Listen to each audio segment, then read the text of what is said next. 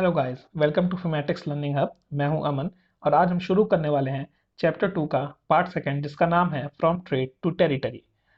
First part में हमने देखा था कि कैसे कंपनी इंडिया में ट्रेड करने आती है और वो यहाँ पे बंगाल, बिहार, उड़ीसा और अवध के आधे हिस्से पे अपना रूल करने लगती है, डायरेक्टली या इनडायरेक्टली। और इस पार्ट में हम देखेंगे कि कैसे ब्रिटिशर्स मैसूर किंगडम में इंटरफेयर करना शुरू करते हैं और उसे एक्वायर कर लेते हैं। इसके लिए वो कौन कौन सी बैटल्स लड़ते हैं और वो कैसे कैसे उन बैटल्स को जीतते हैं, ये सारी चीज़ें हम इस चैप्टर में देखेंगे। आइए शुरू करते हैं। आइए हम पहले देख लेते हैं कि इसके लिए बैकग्राउंड क्या था, किस वजह से जो ब्रिटिशर्स थे वो मैसूर की तरफ जाते हैं और उसे एक्वायर करने की कोशिश करना शुरू करते हैं। आइए देखते हैं। After winning battle of Plassey and Buxar, company acquired a part of country which includes Bengal, Bihar, Odisha, and half of Awadh. These victories give company a lot of confidence, and now company started interfering in political matters of other kingdoms. Battle of Plassey और बक्सर जीतने के बाद से company के पास बंगाल, बिहार, उड़ीसा और अवध के आधे हिस्से पर जमींदारी राइट्स उन्हें मिल चुकी थी, या फिर वो डायरेक्टली या इनडायरेक्टली वहां पे रूल कर रहे थे। जब उन्होंने इतने बड़े बड़े दो बैटल्स जीत ली और बड़े बड़े किंगडम्स को हरा दिया, तो उन्हें बहुत ज़्यादा इससे कॉन्फिडेंस मिला। उन्हें लगा कि वो इंडिया में किसी भी किंगडम को हरा सकते हैं अपनी एक छोटी सी आर्मी, जो कि वेल ट्रेन और वेल इक्विप्ड हो, एक मॉडर्न वेपन्स के साथ। तो वो किसी भी किंगडम को हरा सकते हैं। इस वजह से वो दूसरे किंगडम्स के पॉलिटिकल मैटर में उन्होंने इंटरफेयर करना शुरू कर दिया। Company resorted to direct military confrontation when it saw a threat to its political और इकोनॉमिक इंटरेस्ट।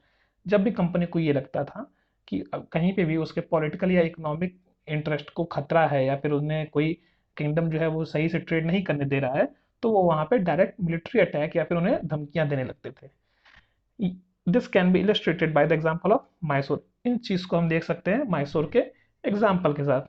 आइए शुरू करते हैं। अब हम जानते हैं थोड़ा सा मैसूर के बारे में।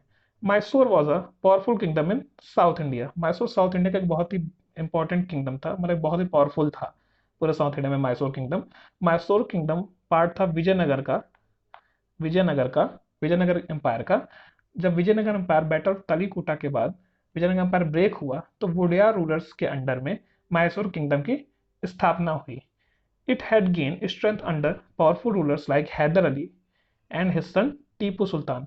मैसूर को अपनी स्ट्रेंथ, या फिर जब मैसूर पावरफुल हुआ उनके दो रूलर्स की वजह से, मेनली जो थे हैदर अली और उसका बेटा टीपू सुल्तान।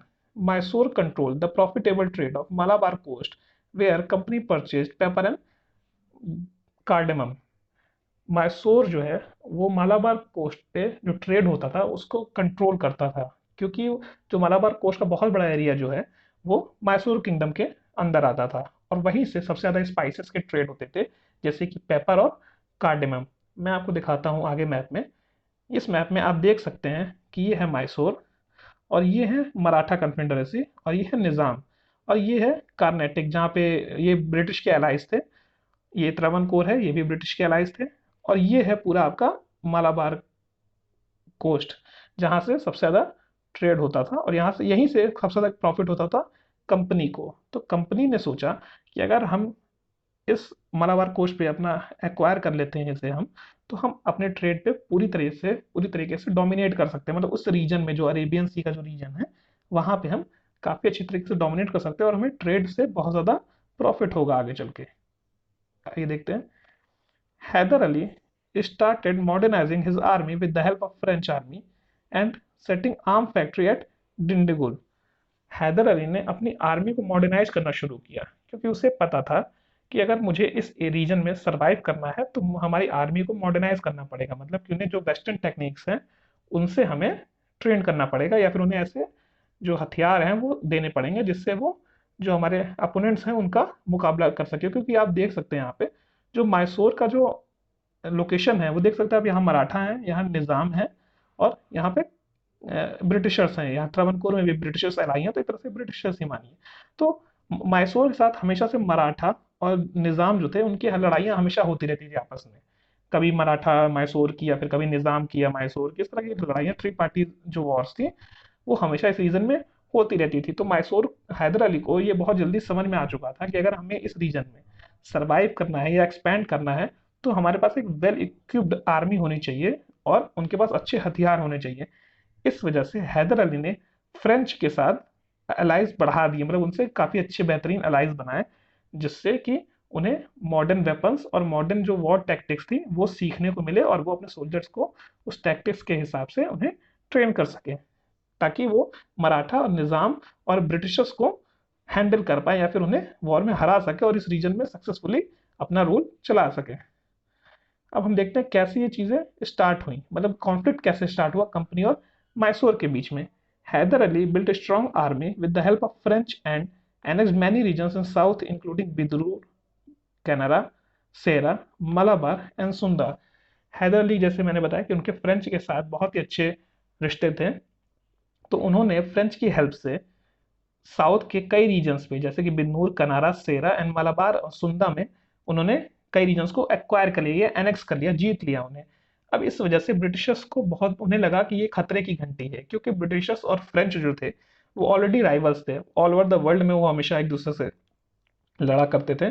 तो इस वजह से उन्हें लगा कि अगर आप हैदर अली की नज़दीकियां जो हैं वो फ्रेंच के साथ बढ़ रही हैं तो ये उनके लिए खतरे की घंटी है। कहीं आगे चल के अगर मालाबार का जो कोस्ट है उस पर अगर फ्रेंच अपना कमांड इस्टेब्लिश कर लेते हैं तो ये कंपनी के ट्रेड के लिए बहुत ही ज़्यादा नुकसानदायक होगा। कंपनी को इससे बहुत ही आगे चल के नुकसान उठाना पड़ सकता है। इस वजह से अब जो ब्रिटिशर्स थे वो मैसूर की तरफ देखने लगे काफ़ी केयरफुली, उनको कैसे अपने कंट्रोल में लाया जाए। यहाँ पे आप देख सकते हैं ये फोटो है, ये है हैदर अली और ये है टीपू सुल्तान। ये काफ़ी फेमस फेमस पिक्चर है, आपको ये नॉर्मल टेक्स्ट बुक्स में दिख जाएंगी। और ये है हैदर अली की फ़ोटो। देखिए आप दोनों लगभग देखने में एक जैसे ही थे, आप देख देख सकते हैं। ये आपको मैंने एक आइडिया देने के लिए बस फोटोज डाली हैं ताकि आप उनके पहचान सकें। अब हम देखते हैं first Anglo Mysore war. First Anglo Mysore war होती है 1767 से 1769 के बीच में। उस टाइम पे गवर्नर थे हमारे governor were. British with Nizam of Hyderabad and Maratha declare war on Mysore. जब ब्रिटिशर्स को ये लगा कि मैसूर फ्रेंच के साथ मिलके उस एरिया में एक्सपैंड कर रहा है या फिर ब्रिटिश ट्रेड के लिए एक आगे चल के एक बहुत बड़ी प्रॉब्लम बन सकता है, तो उन्होंने हैदराबाद के निज़ाम के साथ और मराठा के साथ मिलके मैसूर के ऊपर एक वॉर डिक्लेयर कर दी। इस वॉर में क्या हुआ, कई छोटी छोटी वॉर्स हुई जिसमें हैदर अली, एक वॉर में Hyder Ali defeated by general Smith in 1767। Hyder Ali को जनरल स्मिथ के द्वारा एक वॉर में हार मिलती है। हार इन सेंस कहने का मतलब ये है कि बहुत बड़ी हार नहीं थी, पर हैदर अली को बहुत ज़्यादा उनके सोल्जर्स जो थे उनका नुकसान हुआ था। लगभग 4000 के आसपास सोल्जर हैदर अली के इस छोटी सी बैटल में मारे गए थे। और इसलिए कह सकते हैं कि जनरल स्मिथ को एक अपर हैंड मिला था यहाँ पे कि वो हैदर अली से किसी भी तरीके की ट्रीटी कर सकते थे, क्योंकि हैदर अली ने अपने साइड से एक पीस ट्रीटी के लिए उनको इनविटेशन भेजा था, पर जनरल स्मिथ ने उसे मना कर दिया और जिस वजह से कंपनी भी उनसे काफ़ी नाराज़ हुई और उनका ट्रांसफ़र वहाँ से हटा के कहीं और कर दिया गया। टीपू सुल्तान मार्च टुवर्ड मद्रास विच कॉज्ड पैनिक इन कंपनी। जब टीपू सुल्तान को ये बात पता चली कि हैदर अली को बहुत बड़ा नुकसान उठाना पड़ा है जनरल स्मिथ के साथ वॉर में, तो हैदर अली यहाँ पे मद्रास की तरफ कूच कर देते हैं।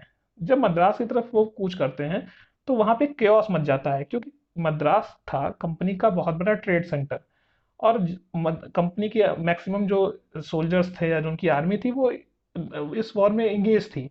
ऑलरेडी कई फ्रंट पे वो वॉर लड़ रहे थे, उनके पास ज़्यादा वहाँ पे आर्मी थी नहीं। और जैसे ही टीपू वहाँ पहुँचते हैं तो कंपनी के पास कोई और चारा नहीं बचता है सिवाय कि वो सरेंडर करे या ट्रीटी करे। तो इस वजह से कंपनी को एक काफ़ी ह्यूमिलिएटिंग ट्रीटी करनी पड़ती है जिसका नाम था ट्रीटी ऑफ मद्रास। अब ह्यूमिलेटिंग कहने का मतलब ये, क्योंकि आप जब भी पूरी हिस्ट्री देखेंगे तो आपको ये पता चलेगा कि ब्रिटिशर्स कहीं भी ऐसी ट्रीटी नहीं करते थे जहां पर उन्हें नुकसान उठाना पड़े या फिर उनके मॉरल डिफीट हो। पर ट्रीटी ऑफ मद्रास उनके लिए एक बहुत ही बड़ी मॉरल डिफीट थी, क्योंकि यहाँ पे वो कुछ भी हासिल नहीं कर पाए थे वॉर स्टार्ट करने के बावजूद। ये ट्रीटी होती है 1769 में और इस ट्रीटी के अंदर दो बातें थी।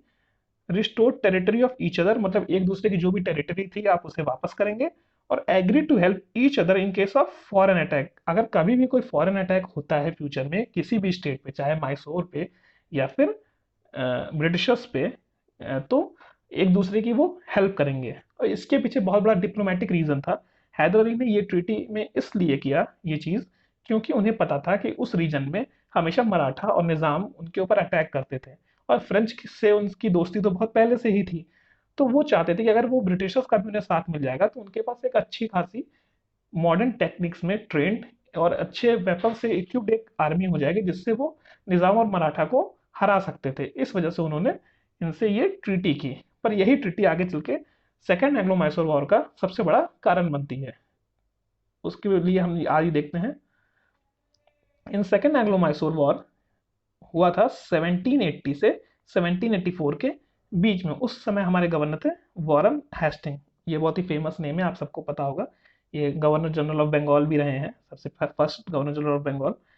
रीजन, इसका रीजन क्या था सेकेंड एंग्लो मैसूर वॉर का? When Maratha attack on Mysore in 1771, British refuse to honour treaty of Madras to help each other in foreign attack. As a result Hyder Ali got angered.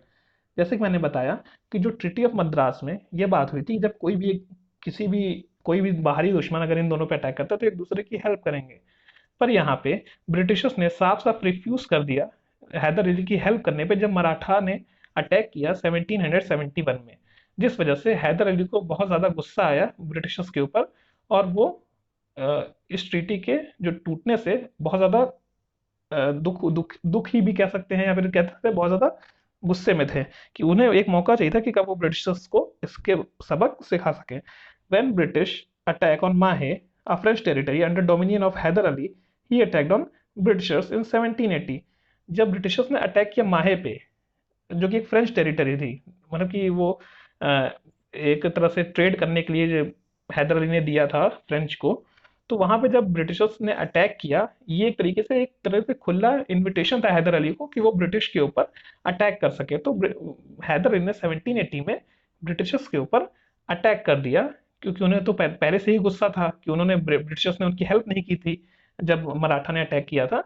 और उसी का गुस्सा निकालते हुए उन्होंने ब्रिटिशर्स के ऊपर अटैक कर दिया, और Mysore with Nizam and Maratha defeated British in Arcot. और यहाँ पे एक और डिप्लोमेसी हुई कि मैसूर ने अपने साथ निजाम को और मराठा को भी जोड़ लिया और ब्रिटिशर्स को आरकोट में हरा दिया। आरकोट वही हिस्सा है जो आप देखते हैं कार्नेटिक, जो वो एरिया है जो वहाँ पे जब ब्रिटिश रूल करते थे, नवाब ऑफ आरकोट से काफ़ी फ्रेंडली रिलेशंस थे ब्रिटिशर्स के, तो वहाँ पे उन्होंने हरा दिया आरकोट में, जिस वजह से कंपनी को बहुत बड़ी डिफीट मिली। During second Anglo Mysore war, Hyder Ali died in 1782। Hyder Ali जो है मर जाते हैं 1782 में, उनकी मृत्यु हो जाती है कैंसर की वजह से। Britishers were led by sir Eyre Coote. Sir Eyre Coote, आपने नाम काफ़ी फेमस है ये सेकेंड एंग्लो मैसूर वॉर में, क्योंकि इन्होंने हैदर अली को बैटल ऑफ पोटनोवा जो था उसमें हैदर अली को इन्होंने हरा दिया था, जिस वजह से इनकी काफ़ी ज़्यादा कंपनी में रिस्पेक्ट बढ़ गई थी और इनकी वॉर टैक्टिक्स जो थी वो काफ़ी फेमस हो गई थी कंपनी में, क्योंकि हैदर अली को इनसे पहले किसी ने इतने बड़े लेवल पे नहीं हराया था। तो सर आयरकुट उस टाइम पे बहुत ही ज़्यादा फेमस हो गए थे कंपनी में। पर हैदर अली की डेथ के बाद टीपू सुल्तान उनकी गद्दी संभाल लेते हैं, उनको टेक ओवर करते हैं मैसूर किंगडम में। और ये इनकी डेथ के बाद 2 साल और ये वॉर चलती है, पर कोई भी एक कॉन्क्लूसिव रिजल्ट जो होता है वो नहीं आ पाता है। तो जब ब्रिटिशर्स को और टीपू सुल्तान को भी लगता है कि इस वॉर का कोई एंड नहीं हो पा रहा है, फिर कोई रिजल्ट नहीं आ रहा है, तो वो लोग ट्रीटी ऑफ मैंगलोर करते हैं। ट्रीटी ऑफ मैंगलोर एक बहुत ही सिंपल ट्रीटी है। इसमें बेसिकली ये क्या करते हैं, ये रिसॉर्टेड लिखा हुआ है, इसको कहते हैं यहाँ रिस्टोर्ड होगा, ये गलत हो गया है। तो वो क्या करते हैं कि एक दूसरे की जो टेरिटरी जो है उन्होंने एक्वायर की थी वो उसे अ, वापस कर देते हैं, और जो प्रिजनर्स ऑफ वॉर थे, मतलब जो युद्ध बंदी थे, वो उनको भी वापस कर देते हैं एक दूसरे के। आप इस मैप में देख सकते हैं कि ये है मैसूर का area second second Anglo Mysore war के बाद, जो कि कोई बहुत बड़ी उसमें कुछ किसी भी तरीके का लॉस नहीं हुआ था मैसूर को। और ये आप देख सकते हैं, ये पूरा जो है मालाबार कोस्ट है, ये माहे आप देख सकते हैं जिसकी वजह से सेकेंड एंग्लो मैसूर वॉर हुई थी। और यहाँ त्रवणकोर है, और ये पूरा कार्नेटिक एरिया है, ये नॉर्दर्न सरकार, निज़ाम एंड मराठा। और ये जो त्रवणकोर वाला एरिया है, ये थर्ड एंग्लो मैसूर वॉर का सबसे बड़ा सेंटर या रीजन आप कह लीजिए एक तरीके से, यही था थर्ड एंग्लो मैसूर वॉर का। त्रवणकोर वाला जो एरिया, ये ब्रिटिश के एलाइज थे। आइए देखते हैं third Anglo Mysore war. Third Anglo Mysore war होती है 1790 से 1792 के बीच में। उस समय गवर्नर थे Lord Cornwallis. Tipu declared war on Travancore in 1790 which was friendly state of British. Tipu जो है ट्रावनकोर के ऊपर वॉर डिक्लेयर कर देते हैं 1790 में, जो कि ब्रिटिश का फ्रेंडली स्टेट था, जैसे कि मैंने आपको पहले ही बताया था। इसका मेन रीज़न ये था कि जो कोचिन वाला जो एरिया है, कोचिन पोर्ट जो था, वो उस समय कंट्रोल करते थे डच। और कोचीन एरिया को टीपू सुल्तान अपनी सोवरेंटी का हिस्सा मानते थे, मतलब वो अपना एरिया मानते थे, मैसूर किंगडम का एरिया समझ मानते थे कोचीन को। और डच उस एरिया को ट्रावनकोर को सेल कर देते हैं उसे एक कुछ अमाउंट में, जिस वजह से टीपू सुल्तान का गुस्सा बहुत ज़्यादा बढ़ जाता है। उनका कहना था कि ये हमारी सोवरेंटी राइट्स के खिलाफ है, आप हमारी टेरिटरी में अंदर आ रहे हैं, तो इस वजह से। और उनके अलाइज भी थे ब्रिटिश से काफ़ी अच्छे ट्रावनकोर के, इस वजह से टीपू जो है वो ट्रावनकोर के ऊपर वॉर डिक्लेयर कर देते हैं। Tipu was defeated in this war and combined forces of Maratha, Nizam and British headed toward Seringapatam and Tipu had to sign Treaty of Seringapatam। इस वॉर में जब टीपू अटैक कर देते हैं तो ब्रिटिश, निज़ाम और मराठा की कंबाइंड फोर्सेस से वो जीत नहीं पाते हैं और उन्हें बहुत बुरी हार का सामना करना पड़ता है। और उसमें क्या होता है कि जब वो ये बैटल हार जाते हैं तो जो तीनों फोर्सेस थी ये मिलकर सेरिंगपटम जाती हैं और वहां पे ट्रीटी ऑफ सेरिंगपटम साइन होती है और ये वॉर का एंड होता है 1792 में। अब हम देखते हैं इस ट्रीटी में क्या क्या चीज़ें थी। Tipu had to cede half of his kingdom. Tipu को अपने स्टेट का आधा हिस्सा देना पड़ गया, जो कि इन तीनों फोर्सेस कंबाइन होने से पहले ही इन्होंने डिसाइड किया था कि जो भी एरिया वो जीतेंगे वो अपना आधा आधा बांट लेंगे। फिर उन्हें 3 करोड़ वॉर इंडेमनिटी देना पड़ा, मतलब 3 करोड़ का जो जंग की खर्च या जो कंपनी के ये लेती थी लड़ाई लड़ने के, उनका जो नुकसान होता था कंपनी का, उसका खर्चा उन्होंने 3 करोड़ लिया, जो कि बहुत बड़ा अमाउंट था उस समय के हिसाब से। और उस समय के पास टीपू सुल्तान के पास ये 3 करोड़ रुपए नहीं थे, तो इस वजह से उन्हें अपने 2 बेटों को सरेंडर करना पड़ा एज अ श्योरिटी ब्रिटिशर्स को, ताकि वो अपने ड्यू पे कर सके। जब वो ये पूरे पैसे देते ब्रिटिशर्स को तो उन्हें जो है उनके बेटों को छोड़ दिया जाता। सोचिए कितनी बड़ी मॉरल डिफीट थी ये किसी रूलर के लिए, कि आपको अपने बेटे को एज अ गारंटी रखना पड़ जाए ब्रिटिशर्स के पास ताकि वो वॉर इंडेमिनिटी दे पाए। आइए देखते हैं। ये देखिए second third Anglo Mysore war के बाद कितना एरिया मैसूर का देखिए कम हो चुका है। यहाँ पे अब ये ब्रिटिश एरिया हो चुका है, ये भी ब्रिटिश टेरिटरी हो चुका है। ये माहे भी था वो कंट्रोल पूरा छूट चुका है मालाबार कोस्ट से। ये अब पेशवा ने ये एरिया ले लिया है और ये निज़ाम के पास ही इतना एरिया है। देख रहे हैं मैसूर का साइज डिक्रीज हो चुका है काफ़ी हद तक थर्ड एंग्लो मैसूर वॉर के बाद। इस पिक्चर में आप देख सकते हैं कि ये ट्रीटी ऑफ सेरिंगपट्टनम के बाद की ट्रीटी है, जहाँ पे इनके 2 लड़के हैं टीपू सुल्तान के, और उन्हें ब्रिटिशर्स के हवाले किया जा रहा है एज अ श्योरिटी। ये काफ़ी फेमस पेंटिंग है, आपको मैक्सिमम बुक्स में ये फोटो दिख जाएगी। उस समय की ये पोर्ट्रे शायद किसी ने बनाया होगा, ये पोर्ट्रे बहुत ही रियलिस्टिक दिखता है। आइए नेक्स्ट नेक्स्ट स्लाइड। अब हम देखते हैं fourth Anglo Mysore war. Third Anglo Mysore war Tipu Sultan के लिए एक बहुत बड़ा सदमा थी, बहुत बड़ा सेटबैक था वो उनके लिए, कि वो इतनी बुरी तरीके से हारे, तो उनकी काफ़ी टेरिटरी का हिस्सा भी ब्रिटिशर्स के पास जा चुका था। तो ये जो फेज था 1790 से लेके 1798 तक का, इस समय टीपू सुल्तान ने जो समय था इसको पूरा यूटिलाइज किया अपनी आर्मी को ट्रेन करने के लिए, अपनी आर्मी को पावरफुल बनाने के लिए। टीपू अलाइन टूवर्ड फ्रेंच, वो फ्रेंच की तरफ अलाई करके, जैसे उनके फादर्स थे, उनके फादर्स के काफ़ी अच्छे रिलेशंस थे फ्रेंच के साथ, उस तरह के टीपू ने भी अपने रिलेशंस फ्रेंच के साथ अच्छे इस्टेब्लिश किए। Tipu refuse to accept subsidiary alliance by Lord Wellesley. Tipu ने सब्सिडरी अलायंस में भी जाने से मना कर दिया। सब्सिडरी अलायंस मैंने आपको लास्ट लेक्चर में बताया था कि इसमें आर्मी की एक यूनिट को उस स्टेट में रख दिया जाता है ऑन अ स्टेट फंडेड, मतलब स्टेट उसको फंड करेगा, उस पर रखा जाता है, मतलब स्टेट उसका पूरी यूनिट का खर्चा उठाएगा। और उस समय गवर्नर कौन थे? Lord Wellesley. और ये सब्सिडरी अलायंस उन्हीं का प्लान था, उन्हीं का इंट्रोड्यूस किया हुआ प्लान था। अब इस वजह से क्या हुआ, ट्रीटी ऑफ सेरिंगपटम फेल हो जाती है। यहाँ पे ट्रीटी ऑफ सेरिंगपटम में क्या था कि इसको जो है टीपू एक तरह से मना कर देते हैं और वो अंग्रेज़ों के खिलाफ, ब्रिटिशर्स के खिलाफ वॉर डिक्लेयर कर देते हैं। तो ब्रिटिशर्स क्या करते हैं, मैसूर अटैक्ड ऑन 4 साइड, 4 तरफ से मैसूर के ऊपर अटैक होता है। निज़ाम मराठा एंड ब्रिटिश। ब्रिटिश आपको पता है त्रावणकोर में भी थे और कर्नाटक वाले एरिया में भी थे। तो वहाँ से दो तरफ से ब्रिटिश और एक तरफ से निज़ाम एंड मराठा को मिल के अटैक करते हैं। और अब जब चार तरफ से आपको घेर लिया जाए और काफ़ी स्ट्रॉन्ग फोर्सेस के द्वारा, तो आपके बचने के चांसेस वैसे ही बहुत कम हो जाते हैं। Tipu died while defending the city at the battle of Seringapatam. Tipu की मृत्यु हो जाती है लड़ते लड़ते बैटल ऑफ सेरिंगपटम में, जब वो अपने सिटी को बचाने के लिए लड़ते रहते हैं। Territory divided among Britishers and Nizam. जो भी उनकी टेरिटरी का बचा हुआ हिस्सा था वो ब्रिटिश और निज़ाम के बीच डिवाइड हो जाता है। Mysore enter into subsidiary alliance with Wodeyar dynasty. जैसा कि मैंने बताया था कि जब वोडियार डायनेस्टी ही रूल किया करती थी, एक नाम मात्र की ही रूलर्स थे, वो डिफैक्टो रूलर्स थे अपने हैदर अली और टीपू सुल्तान। टीपू सुल्तान तो टीपू सुल्तान ने वोडियार रूलर्स को हरा के खुद को सुल्तान पूरी तरीके से बना लिया था। मतलब उन्होंने वोडियार रूलर्स का रूल खत्म कर दिया था पूरी तरीके से। आप इस स्लाइड में देख सकते हैं इस पिक्चर में कि अब मैसूर के पास बहुत छोटा एरिया रह गया था। ये देखिए बड़ा एरिया जो है वो पूरा हैदराबाद का ले लिया है यहाँ पे निज़ाम ने। और ये आपको देखा ये पेशवा का एरिया चला गया और कंपनी ने भी काफ़ी एरिया यहाँ पे एक्वायर कर लिया। आपको ये देख सकता है अब मैसूर में बहुत ही छोटा एरिया बचा और वो भी सब्सिडरी अलायंस के अंदर। सब्सिडरी अलायंस के अंदर में समझ लीजिए कि अब उनके पास कोई पावर नहीं थी, हर चीज़ कंपनी को ही डिसाइड करना था। वो डीआर रूलर्स के थ्रू कंपनी वहाँ रूल कर रही थी। आज का हमारा लेक्चर यहीं ख़त्म होता है। अगले लेक्चर में हम देखेंगे कि कैसे कंपनी जो सेंट्रल इंडिया का पार्ट था जहाँ मराठा टेरिटरी थी उसको कैसे एक्वायर करती है, उसके लिए कौन कौन सी बैटल्स लड़ती है और पंजाब में कैसे वो जीतते हैं या फिर उसको पंजाब को कैसे एक्वायर करते हैं, सिंध को कैसे एक्वायर करते हैं। ये सारी चीज़ें हम नेक्स्ट लेक्चर में देखेंगे।